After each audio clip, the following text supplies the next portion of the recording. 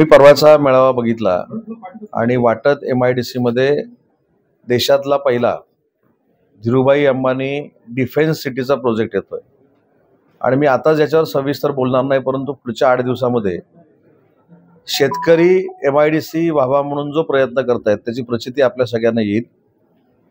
या मेळाव्यामध्ये काही लोकांचे स्वतःचे इंटरेस्ट असल्यामुळे काही मंडळींना बोलवण्यात आलं आणि जी म्हणजे असीम सरोदे जे आले होते त्यांच्याबद्दल मला माझे मित्र आहेत, नितांत आदर आहे, पण त्यांना काहीतरी मिस ब्रीफिंग काही लोकांनी केलेलं आहे आणि त्याच्यासाठी मी आमच्या प्रांत अधिकाऱ्यांना सूचना केल्यात की जे खरं आहे ती वस्तुस्थिती असीम सरोदेंच्या समोर त्यांनी प्रांत अधिकारी म्हणून मांडावी। जे आंदोलनामध्ये उतरले होते ते मला किती वेळा भेटले, आमच्या आरोना किती वेळा भेटले, आरोनकडे काय प्रपोजल त्यांनी दिलं होतं, कशा पद्धतीनं काही त्यांच्या मागण्या होत्या, हे अजूनपर्यंत मी शेतकऱ्यांना सांगितलं नाही, कारण मी राजकीय काही आचारसंहिता पाळतो। त्याच्यामुळं मला आत्ताच कळलंय की जसा MIDCला विरोध करणारा बाहेरच्या लोकांचा मोर्चा जिथं काढण्यात आला किंवा सभा करण्यात आली, तशीच ज्यांना MIDC पाहिजे त्यांची सभा ही शनिवारी 5 वाजता वाटतला होते आणि त्याच्यासाठी मला त्यांनी निमंत्रण दिलेलं आहे की कुठच्याही परिस्थितीमध्ये उद्योग मंत्री म्हणून इथं हा रोजगार निर्माण झाला पाहिजे, 5000 मुलांना रोजगार मिळाला पाहिजे, ही त्यांची भूमिका आहे। आणि आजच सकाळी जवळजवळ 7-8 सरपंच त्या परिसरातले आणि सगळे शेतकरी हे मला भेटलेले आहेत। शेतकऱ्यांनी किती जमीन दिली, कोणाकोणाची जमीन आहे हे देखील मी जाहीर करणार आहे।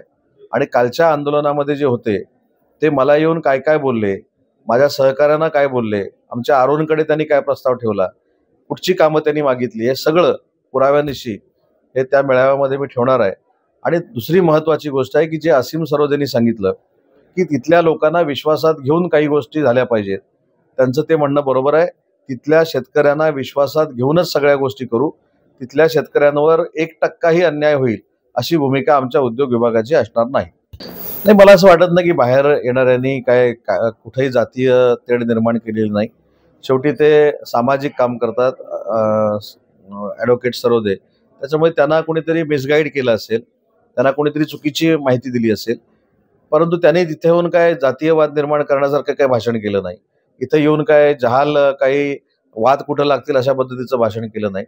जे 2-3 इकडचे होते त्यांना काही ज्या गोष्टी आहेत ते त्यांनी सांगण्याचा प्रयत्न केला, पण तिथलीच लोक सांगतील की ह्यांची डिमांड काय होती, ह्यांच्याकडे मुखत्यारपत्र किती आहेत, हे सगळं तिथली लोक सांगतील ना, सरपंच सांगतील। आजही मी ठाम आहे, जे मी काम करतो ते लोकांना तिथल्या विश्वासात घेऊन करतो। आणि दुसरी महत्त्वाची गोष्ट की असीमभाई सरोदे इथं आले, त्यांच्याबद्दल आदर आहे, मी सांगितलंच ना, पण माझा मतदारसंघ मला ज्यांनी 5-5 वेळा निवडून दिलंय त्यांचं आयुष्य सुखकर व्हावं ही भूमिका माझी आमदार म्हणून आहे, पालकमंत्री म्हणून आहे।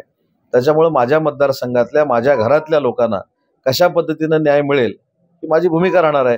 त्याच्यामुळे काही लोकांनी येऊन आंदोलन करण्यासारखं प्रयत्न करायचा आणि सरोदे साहेबांना इथं आणून, मी तर काल एक व्हिडिओ बघितला, नाईक मॅडम म्हणून आहेत त्यांचा व्हिडिओ बघितला, त्यांनी तर ज्यांनी याचं नियोजन केलं होतं त्यांच्यावरच आरोप केलेला आहे पैसे घेतलेल्याचा। त्याच्यामुळं यांची विश्वासार्हता काय आहे हे पहिलं जनतेला सांगणं गरजेचं आहे आणि नंतर बघू, परंतु MIDCच्या बाबतीत तिथल्या सगळ्यांना विश्वासात घेऊनच पुढे जाणार आम्ही। मी खरं तर नाणार आणि बारसूच्या सगळ्या तिथल्या लोकांना मनापासून धन्यवाद देतो की त्यांनी प्रपोजल असं ठेवलंय की अन्य प्रकल्प जर कुठचे आले तर आम्ही त्याचं स्वागत करू। मी स्वतः त्यांच्याशी चर्चा करणार आहे। तिथे माझे मोठे बंधूच किरण भैया आमदार असल्यामुळे त्यांनी त्याच्यामध्ये पुढाकार घेतलेला आहे आणि जर चांगल्या पद्धतीचा प्रोजेक्ट राजापूरमध्ये देता आला ती देखील देण्याची आमची इच्छा आहे। टाइम्स डिजिटलला लाईक करा, शेअर करा, सबस्क्राईब करा आणि बेल आयकॉन दाबायला विसरू नका। Times digital.